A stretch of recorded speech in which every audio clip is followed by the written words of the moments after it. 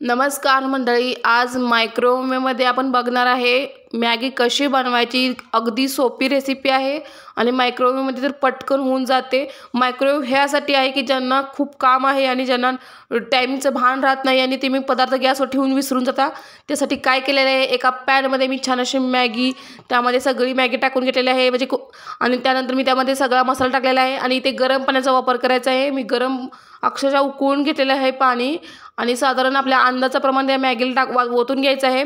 साधारण 2 वाट्या पाणी यामध्ये मी ओतलेलं आहे आणि असा पॅन मी ओव्हनमध्ये नेऊन ठेवणार आहे। बघू शकता इथे हाय फ्लेम ठेवायची आहे इथे आणि 5 मिनिटच ठेवायचं, जास्त वेळ ठेवायचं नाही। हाय फ्लेम म्हणजे तुमची आता माझा हा मायक्रोवेव्ह त्याला हाय लो असे फ्लेमच फक्त दाखवलेले आहेत आणि हाय फ्लेमला मी 5 मिनिट छान असं मायक्रोवेव्ह ठेवलेला आहे आणि तयार झालेलं आहे आपली मॅगी। इतकी छान सळसळीत बघा, इतकी छान मॅगी आहे, कुठेही तुटलेली नाही आहे, इतकी छान सगळी पूर्ण अशी मॅगी आहे।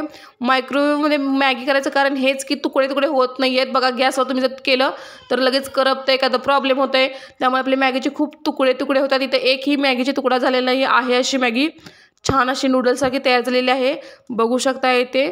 आणि अगदी 5 मिनिटांमध्ये आपली मॅगी तयार झालेली आहे इथे।